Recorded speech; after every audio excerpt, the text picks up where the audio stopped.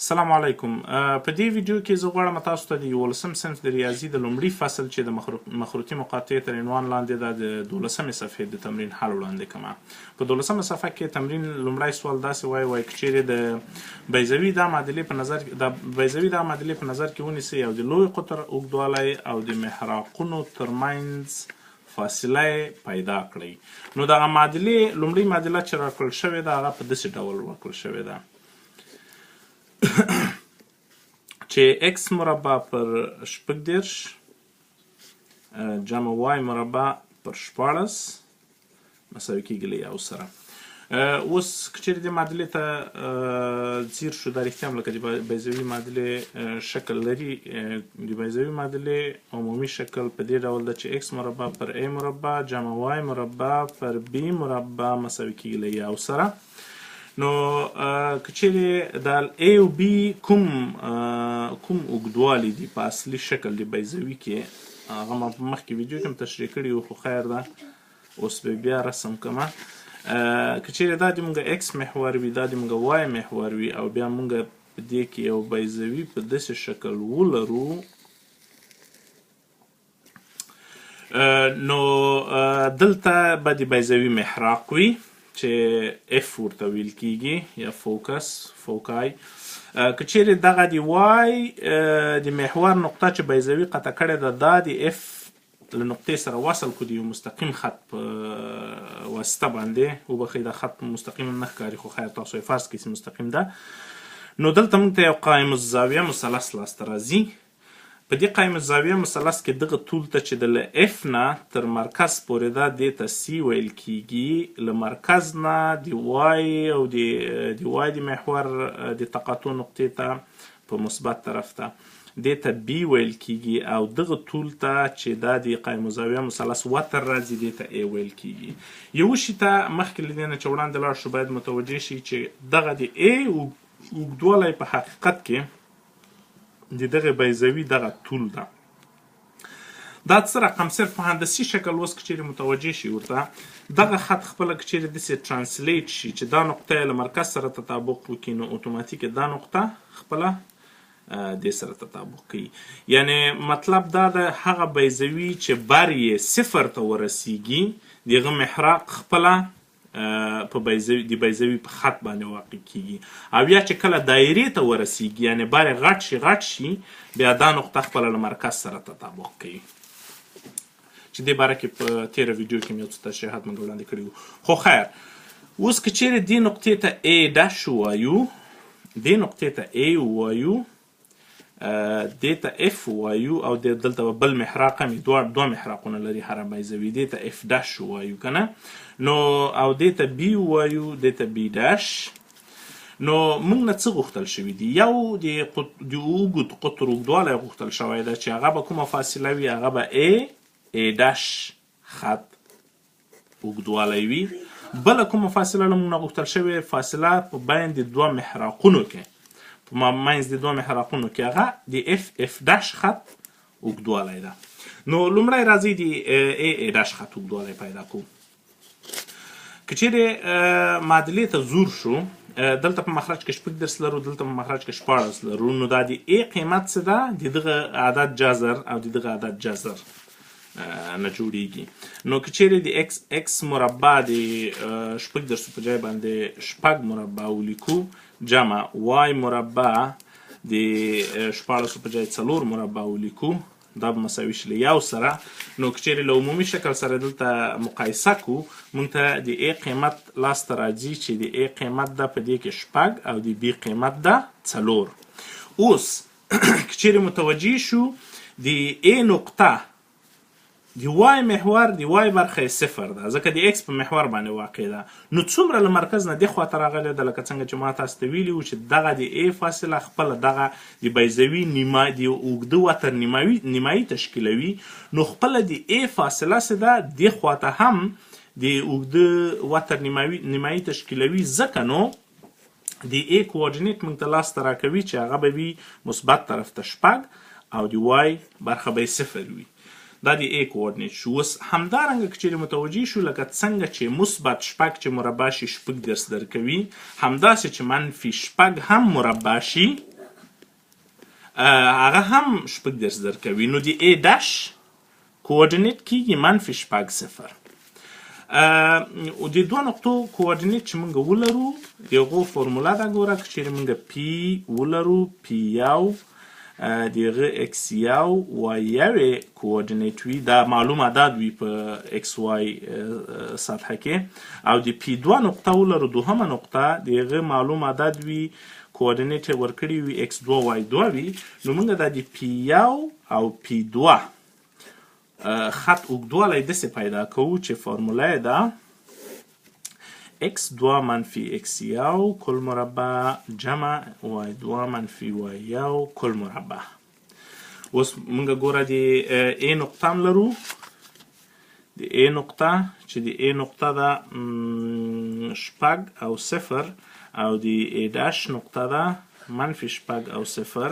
نو موږ په دې فارموله کې وضع کوو د A داش اوږدوالی داسې پیدا کوو چې دا به شي جذر دی شپږ منفي منفي شپږ کل مربع جمع صفر منفي صفر کل مربع. نو اوس که چیرې دې ته هغه ورکوئ حل یې کوئ، دا به شي شپږ منفي منفي شپږ به شي دولس مربع، یعنې جذر د 12 مربع چې دا مساوي کیږي خپله له 12 سره. او کله چې فاصله مطرح وي همیشه موږ مثبت عدد اخلو د جذر. دا شو د A داش اوږدوالی. اوس راځو موږ د F داش اوږدوالی ته. د F لپاره ګوره همدارنګه د F کوارډینیټ څه شی دی په دې کې؟ د Y برخه بیا صفر ده، لیکن دغه برخه C اوږدوالی لري، C صفر، او د F داش کوارډینیټس دی منفي C صفر. دا نقطې دي F او F داش. نو C به څنګه پیدا کوو؟ C له A سره ګوره د دغه قایم الزاویه مثلث په پایتاګوروس تیورم باندې داسې ریلیشنشپ لري یا داسې سره تړلي دي چې C مربع مساوي کیږي له جذر د A مربع منفي B مربع سره، ځکه C یو له قایم اضلاعو نه ده. A او B دواړه لرو، A د شپږ، B د څلور، نو دا به شي شپږ دېرش منفي شپاړس، نو دا به شي جذر د شل. صحیح شو؟ اوس C خو پیدا کړه، لیکن دا بیا مثبت او منفي دواړه لري. نو د F نقطه به شي مثبت جذر د شل او صفر، او د F داش نقطه به شي منفي جذر د شل او صفر. نو موږ لرو چې F داش اوږدوالی به شي په دې ډول باندې شل جذر د شل منفي جذر منفي جذر د شل کل مربع جمع صفر مربع. نو دا به شي دوه ضرب جذر د شل کل مربع،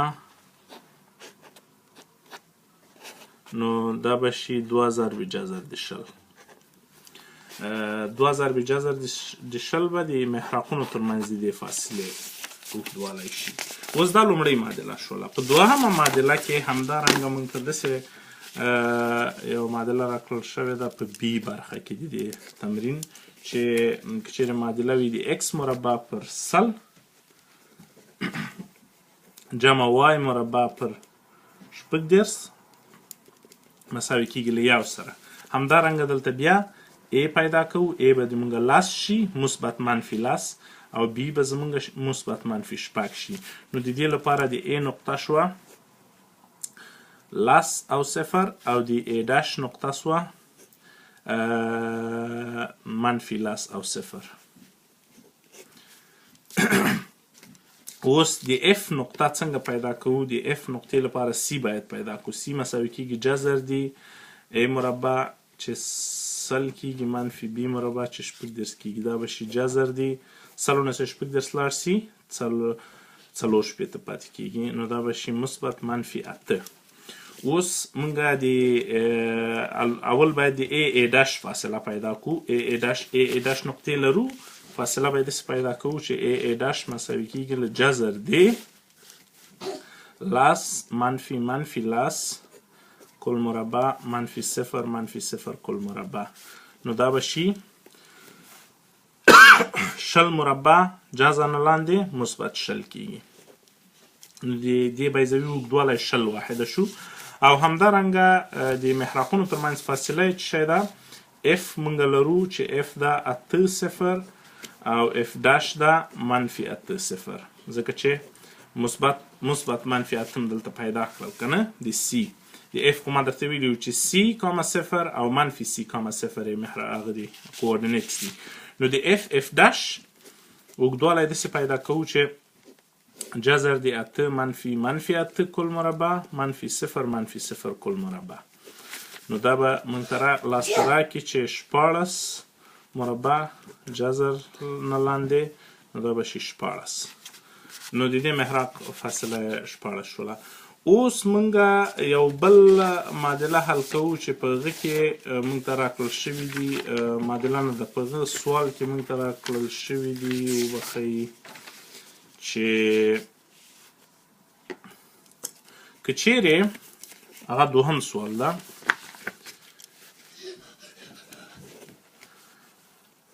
که چیرې د یوې بیضوي عن المرکزیت بیا داسې څه دي چې دې باره کې ما خبرې کړې وې 0.8 وي. نو د دې هغه څنګه پیدا کوو؟